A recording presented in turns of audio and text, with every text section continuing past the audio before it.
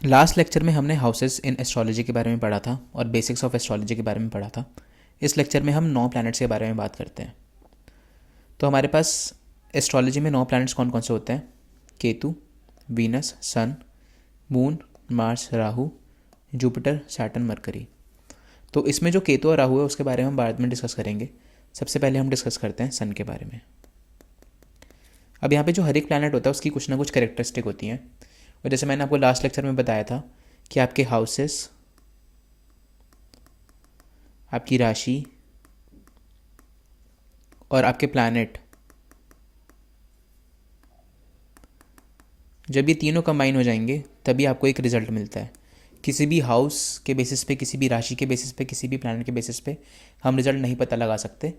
ये जब तीनों कंबाइन हो जाते हैं तभी आपको कुछ ना कुछ रिजल्ट देते हैं।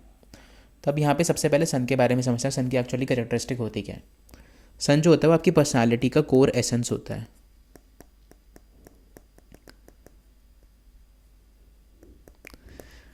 आपका सोल जो होता है वो सन रिप्रेजेंट करता है। आपकी जो आत्मा होती है उसको सन रिप्रेजेंट करता है। फिर आपकी लीडरशिप क्वालिटीज़ को सन रिप्रेजेंट करता है। आपके कॉन्फिडेंस जो होता है उसको सन रिप्रेजेंट करता है। एक इफ़ेक्टिव लीडर बनने के लिए आपका जो सन है वो स्ट्रांग होना बहुत इंपॉर्टेंट है। कभी कभार हम देखते हैं कि कुछ लोग लीडरशिप पोजीशन पे तो पहुंच जाते हैं बट वो इफ़ेक्टिव लीडर नहीं होते।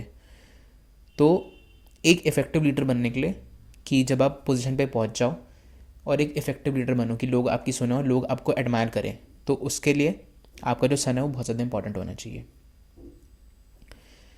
आपके एम्बिशंस को,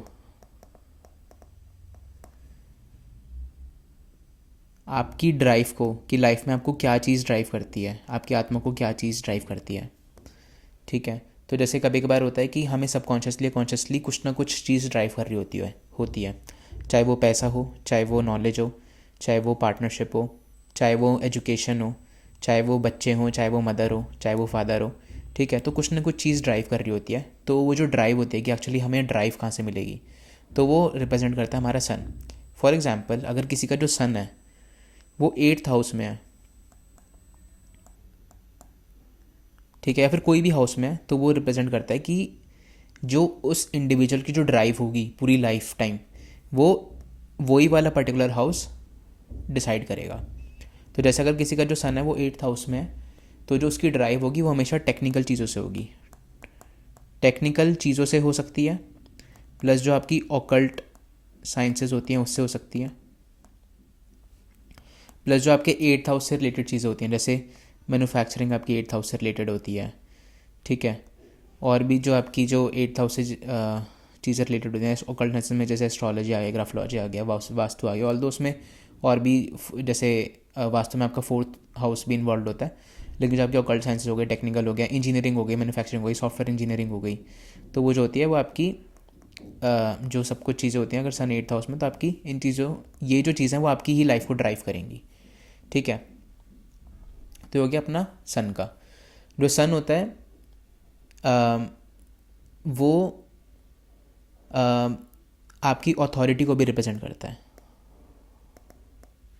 ठीक है, और जो सन होता है वो आपके फादर को भी रिप्रेजेंट करता है। ये काफ़ी इंपॉर्टेंट चीज़ है। ठीक है, तो ये हो गया हमारे पास सन की कैरेक्टरिस्टिक की सन एक्चुअली में करता क्या है और सन की कैरेक्टरिस्टिक्स होती क्या है। अब हम बात करते हैं जो दूसरा प्लैनेट होता है वो होता है मून। जैसे सन जो है वो अपने फादर को रिप्रेजेंट करता है, जो मून होता है वो हमारी मदर को रिप्रेजेंट करता है।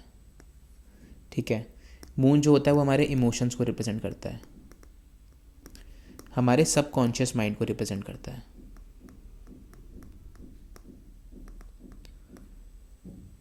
हमारी इंट्यूशन को रिप्रेजेंट करता है, हमारे इमोशनल नेचर, वही इमोशंस हो गया। फिर उसके बाद जो हमारे मूड होते हैं, डेली हमारे मूड्स चेंज होते रहते हैं ना, जो हमारे इंस्टिंक्ट्स हो गए, उसको जो होता है वो हमारा मून रिप्रेजेंट करता है। तो जो लोग होते हैं जो भी मून से इन्फ्लुएंस हुए होते हैं, ठीक है, तो सेंसिटिव होते हैं वो, काफ़ी नर्चरिंग क्वालिटीज़ होती हैं और एम्पैथेटिक होते हैं। ठीक है। सेंसिटिव एज इन कि कुछ भी अगर कोई आपको कुछ बोल दे, या तो अच्छी बात बोल दे या बुरी बात बोल दे, आपको वो एकदम लग जाती है, तो वो सेंसिटिव होता है। नर्चरिंग एज इन जैसे मदर के अंदर क्वालिटीज़ होती है ना, कि नर्चर करना, लोगों को समझाना, अपने बच्चों को मदर क्या करती है, नर्चर करती है, तो वो नर्चरिंग क्वालिटीज़ होती है। एम्पैथेटिक मतलब कि दूसरों की जगह पर अपने आप को रख के देख पाना कि वो लोग कैसा फील कर रहे हैं, वो होती है एम्पैथी। सिंपैथी होता है कि आप दूसरों की चीज़ों को सुन रहे हो बट वो फील नहीं कर पा रहे। एम्पैथी होता है कि उस चीज़ को प्रॉपर फील करना। तो जो मून होता है वो एम्पैथी को भी रिप्रेजेंट करता है। बेसिकली आप ये देख लीजिए, जो भी मदर की क्वालिटीज़ होती हैं वो आपको मून रिप्रेजेंट करता है, ठीक है। और जो सबकॉन्शियस माइंड होता है उसको भी जो होता है अपना मून रिप्रेजेंट करता है। अब हम करते हैं बात, जो हमारे पास जो नेक्स्ट प्लैनेट होता है वो होता है, तो अभी इसमें से हमारे पास कौन कौन से प्लैनेट हो गए, अपना हमारा सन हो गया, हमारा मून हो गया। अब वीनस के बारे में बात करते हैं। वीनस क्या होता है?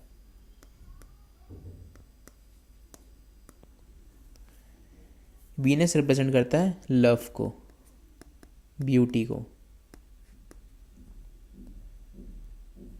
हार्मनी को। ये जो होता है ये आपका वीनस रिप्रेजेंट करता है। वीनस हमारा रिप्रेजेंट करता है रिलेशनशिप्स को।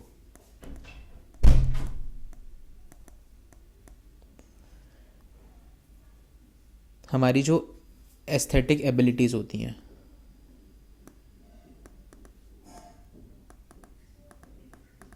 उसको भी वीनस रिप्रेजेंट करता है, ठीक है। वीनस से जो इंडिविजुअल्स जो इन्फ्लुएंस होते हैं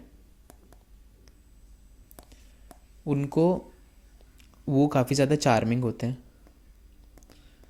ठीक है। सोशल बोल सकते हैं उनको, काफ़ी ज़्यादा होते हैं, और रोमांटिक भी होते हैं। और जो ब्यूटी होती है उसको अप्रिशिएट करते हैं।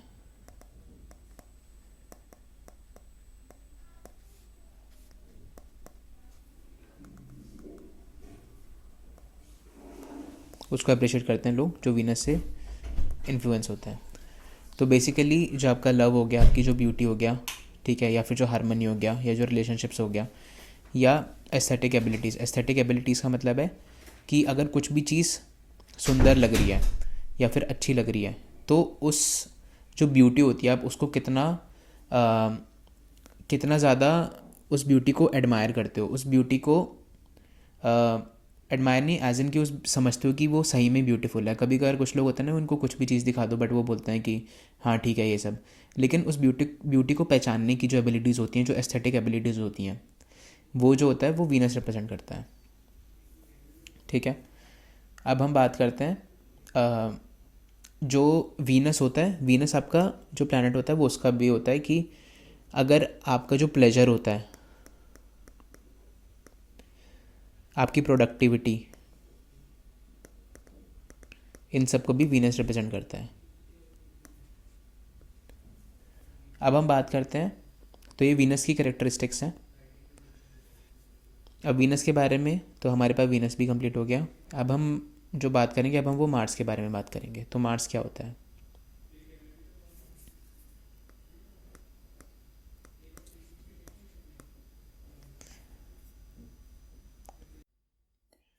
मार्स जो होता है वो आपका रिप्रेजेंट करता है एनर्जी को, आपके पैशन को और आपके एक्शन को। तो ऐसा बोला जाता है कि मार्स जहाँ पे भी बैठा होगा तो जो इंडिविजुअल का जो पैशन होगा वो उधर लाई करता है, कि वो एक्शंस अपने कहाँ पे स्पेंड करना चाहता है, कहाँ पे लगाना चाहता है, वो भी वही रिप्रेजेंट करता है, ठीक है। और आपकी कहाँ पर एनर्जी लगेगी पूरी लाइफ भर, तो ये जो होता है मार्स वो रिप्रेजेंट करता है कि जिस भी हाउस में बैठा होगा वहाँ पे आपकी एनर्जी जाएगी, वहाँ पे आपका पैशन लाई करता है, और वहीं पे जो आपके एक्शंस हैं वो ज़्यादा स्पेंड होंगे, ठीक है। ये हमारे असर्टिवनेस को भी ट्राई करता है, डिनोट करता है।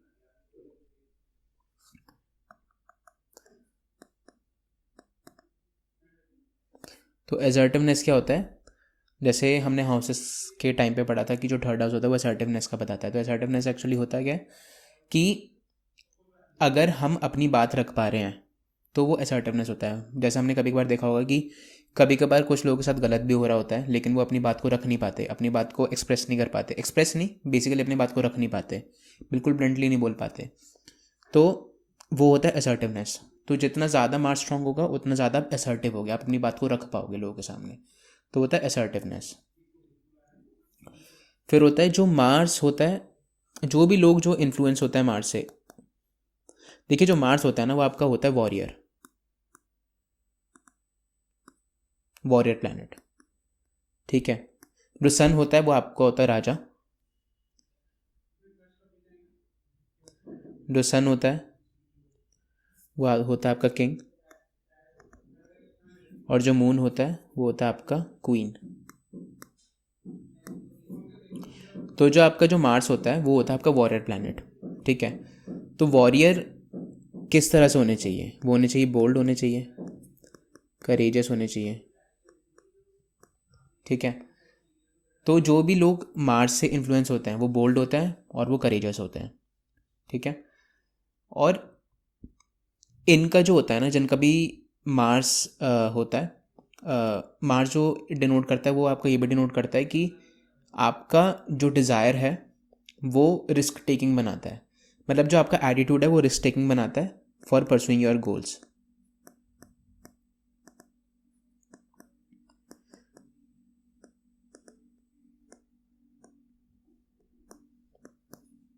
ठीक है। जो मार्स होता है वो आपका सिग्निफाई करता है आपके एक्शंस को, आपकी एनर्जी को। तो सबसे अच्छा तरीका अगर आपको देखना है कि इस कोई भी जो इंडिविजुअल है उसकी एनर्जी कहाँ पे स्पेंड होगी, तो आप बस ये देख लीजिए कि आपका मार्स कहाँ पे सिचुएटेड है।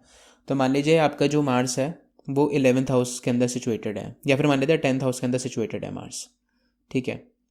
तो इसका मतलब क्या है, जैसे हमने ऊपर वाले लेक्चर में देखा था कि जो 10th हाउस का मतलब होता है वो आपका वो बताता है कि आपका करियर, ठीक है, आपके नेम फेम को बताता है, आपके करियर को बताता है।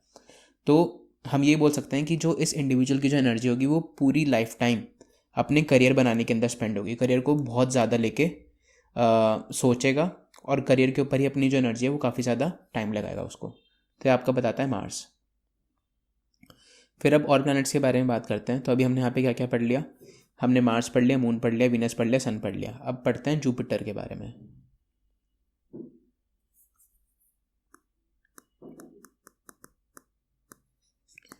जुपिटर क्या होता है? जुपिटर को बोलते हैं गुरु, ठीक है। गुरु, गुरु क्या होता है? गुरु हमें गाइड करता है, हमें विजडम देता है, ठीक है। तो जिस तरह से ये गुरु देता है उसी तरह से जो जुपिटर की कैरेक्टरिस्टिक होती हैं वही होती हैं। अब जुपिटर के बारे में देख लेते हैं। जुपिटर गवर्न करता है हमारे विजडम को, हमारे विवेक को, कि सही गलत की समझ, कि सही क्या है गलत क्या है।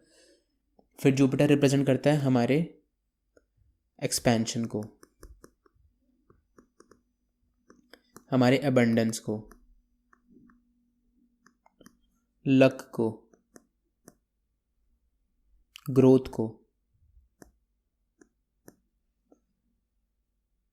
हमारे फिलोसफिकल,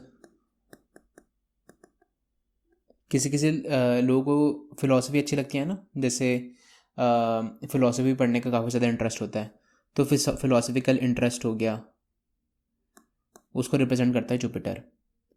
फिर होता है जो लोग जुपिटर से इन्फ्लुएंस होते हैं वो काफ़ी ज़्यादा ऑप्टिमिस्टिक होते हैं, मतलब कभी भी नेगेटिव ना सोचना, ठीक है। और मोस्ट ऑफ द टाइम्स हमेशा पॉजिटिव बातें ही करना, कि जैसे कि हम अपने करियर को लेके बहुत ज़्यादा पॉजिटिव हैं, तो वो सब होता है कि अगर जुपिटर अच्छा होता है या फिर इन्फ्लुएंस करता है तो वो लोग ऑप्टिमिस्टिक होते हैं।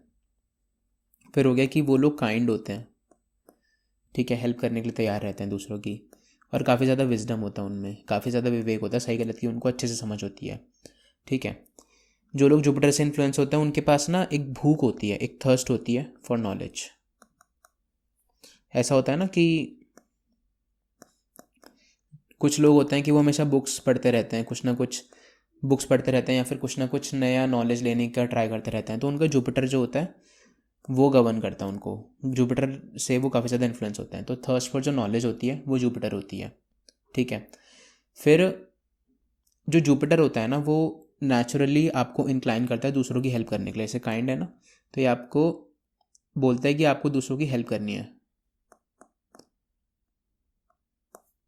तो ये भी हमारा जुपिटर ही बताता है। तो जब जुपिटर हो गया, उसके बाद जो हमारे पास जो नेक्स्ट वो होता है प्लैनेट, वो होता है सैटर्न। सैटर्न के बारे में समझते हैं। सैटर्न क्या होता है? सैटर्न आपका रिप्रेजेंट करता है डिसिप्लिन, आपको रिस्पॉन्सिबिलिटी, ठीक है, आपके लाइफ के लेसन्स, वो रिप्रेजेंट करता है आपका सैटर्न। ठीक है, आपकी लिमिटेशंस और जो आपका हार्ड वर्क है वो रिप्रेजेंट करता है सैटर्न। तो सैटर्न क्या रिप्रेजेंट करता है कि आपका डिसिप्लिन, आपके हार्ड वर्क, आपकी रिस्पॉन्सिबिलिटी, आपके लाइफ लेसन्स, आपकी लिमिटेशंस, वो सारा सैटर्न वो करता है।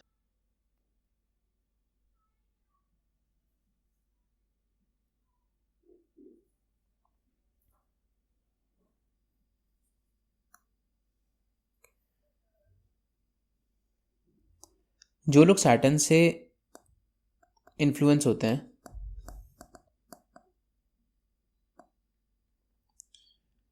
वो काफ़ी ज़्यादा प्रैक्टिकल होते हैं। उनको ना हवा में बातें करने अच्छी नहीं लगती, वो प्रैक्टिकल होता है कि हम करके देखेंगे चीज़ें। और फिर काफ़ी ज़्यादा डिसिप्लिन्ड होता है। इनके सामने कोई भी अगर हम बात रखेंगे कि जो इनडिसिप्लिन वाली होगी तो उसको ये एक्सेप्ट नहीं करते। ये काफ़ी ज़्यादा डिसिप्लिन में रहना पसंद करते हैं जो लोग इन्फ्लुएंस होता है सैटर्न से। और ये जो सैटर्न होता है आपका गोल ओरिएंटेड भी होता है। अपने टाइम में ये किसी को भी प्रैक्टिकल बनाता है, डिसिप्लिन बनाता है, प्रैक्टिकल अप्रोच की तरफ रखता है। कुछ भी ऐसा नहीं कि हमने हवा में बातें कर ली और वो चीज़ अचीव हो जाएगी, नहीं, प्रैक्टिकली करके देखो उस चीज़ को।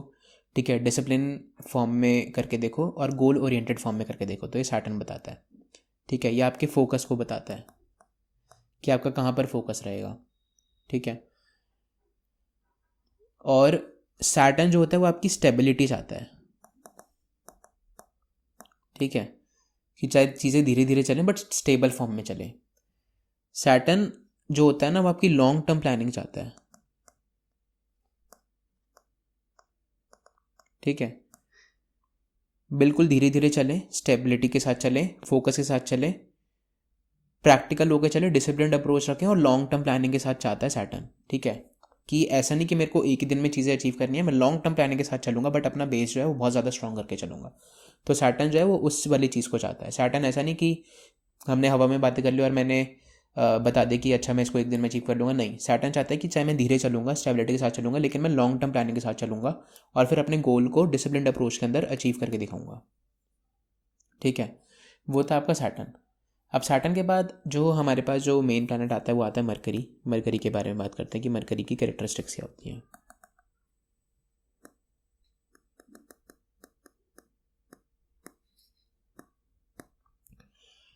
मरकरी क्या होता है? मरकरी आपका रिप्रेजेंट करता है आपके कम्युनिकेशन को। ठीक है, आपके इंटेलेक्ट को, आप कितने ज़्यादा इंटेलेक्चुअल हो। ठीक है, आपके माइंड को जो रिप्रेजेंट करता है वो भी मरकरी रिप्रेजेंट करता है।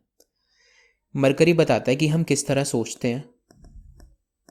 ठीक है, किस तरह से जो इन्फॉर्मेशन हम पूरे इन्वायरमेंट में लेते हैं उसको जो प्रोसेस करते हैं वो मरकरी बताता है। प्रोसेसिंग ऑफ इंफॉर्मेशन वो मरकरी बताता है। और ये बताता है कि हम अपने आप को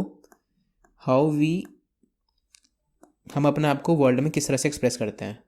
how we express ourselves to the world. तो ये जो होता है ये आपका मरकरी ही बताता है। ठीक है, इन दी वर्बल फॉर्म, वर्बली हम अपने आप को किस तरह से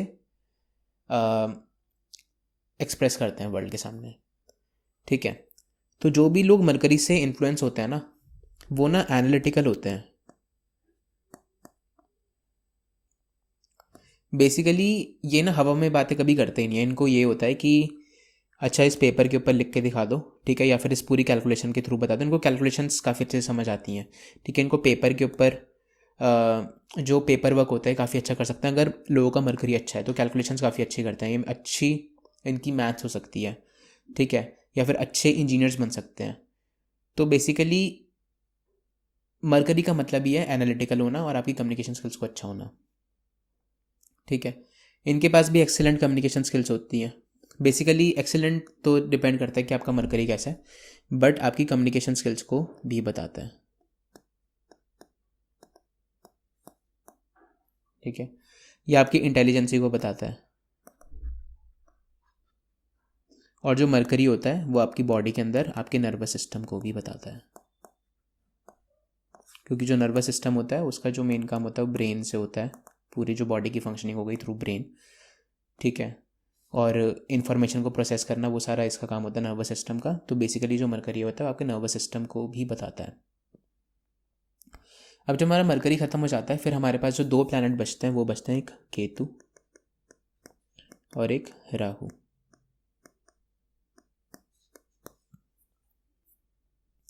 तो केतु और राहु के बारे में एक बार डिस्कस कर लेते हैं। केतु और राहु एक्चुअली में होते क्या हैं।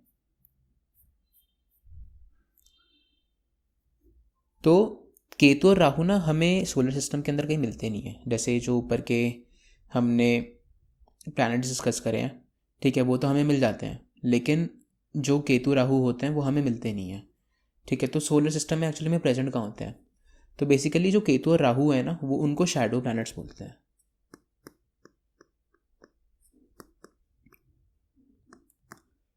ठीक है, और ये जो हमारा प्लैनेट होता है मून, मून की नोड्स को रिप्रेजेंट करता है। तो जो राहु होता है वो आपकी नॉर्थ नोड को रिप्रेजेंट करता है मून की, और जो केतु होता है वो आपकी साउथ नोड ऑफ मून को रिप्रेजेंट करता है।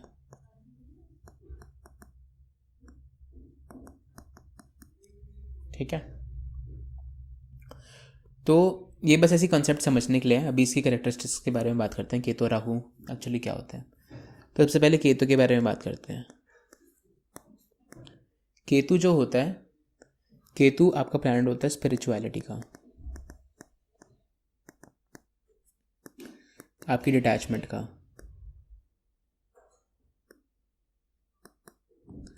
ठीक है, केतु जहाँ पर भी बैठा होता है उस हाउस का ना, उस इंडिविजुअल के पास होता है मैजिक।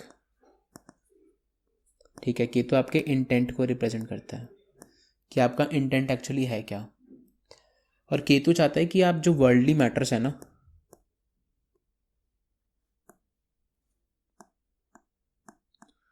उनसे डिटैच करवाना चाहता है केतु आपको,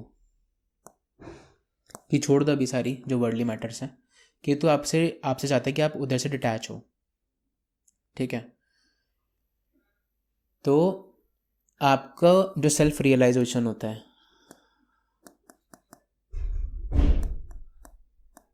वो भी केतु ही बताता है। ठीक है, तो केतु चाहता है कि जो भी आपके जो मटेरियल पोजेशंस हैं, जो भी मटेरियलिज्म है, ठीक है, या फिर जो मटेरियल पोजेशंस हैं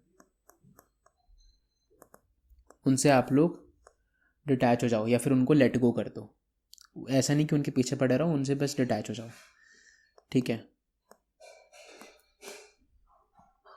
ठीक है, तो केतु आपका जो है इंट्यूशन को भी बताता है, और आपकी जो साइकिक एबिलिटीज़ होती हैं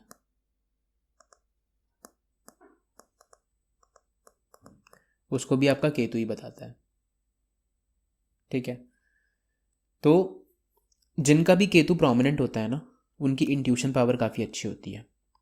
ठीक है, स्पिरिचुअलिटी काफ़ी अच्छा कर लेते हैं। ठीक है, और जो पास्ट लाइफ होती है, तो बेसिकली जो केतु होता है, केतु को ये भी बोला जाता है कि जितनी भी आपकी पास्ट लाइफ की जो मेमोरीज हैं,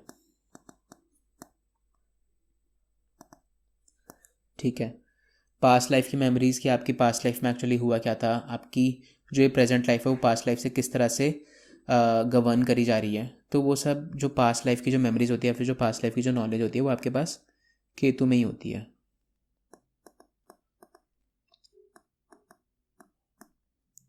ठीक है, तो ये बेसिकली बताता है कि आपके जो जब भी जो केतु होता है वो आपका हमेशा, अगर आपको देखना है कि केतु से आपके रिजल्ट क्या होंगे,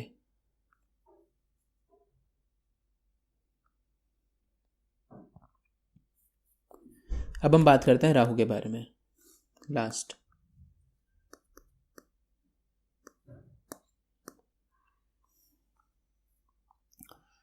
तो राहु क्या होता है, जिस तरह से जो केतु होता है वो अपनी क्या होती है, साउथ नोड ऑफ मून होता है, इसी तरह जो राहु होता है वो अपना नॉर्थ नोड ऑफ मून होता है। तो राहु के बारे में डिस्कस करते हैं। राहु एक्चुअली होता क्या है।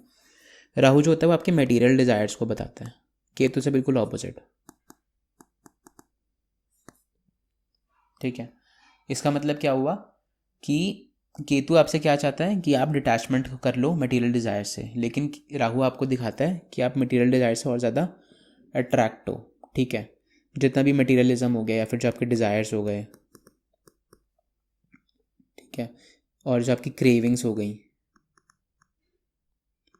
वो सारा जो होता है आपका वो राहु बताता है। आपके जो एम्बिशंस हो गए, ठीक है, और जो आपके जितने भी फिजिकल वर्ल्ड के अंदर एक्सपीरियंसेस होते हैं,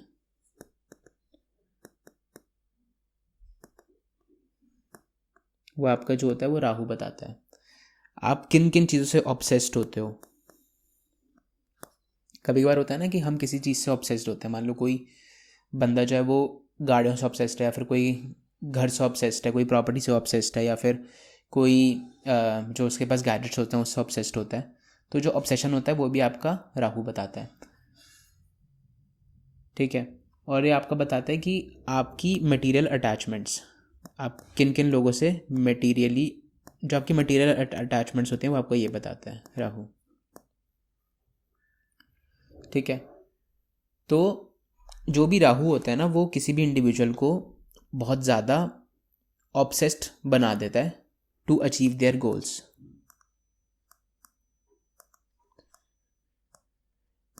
और राहु ना स्ट्रांग होना बहुत इम्पॉर्टेंट है अगर हमें इस वर्ल्ड के अंदर मटेरियल सक्सेस चाहिए।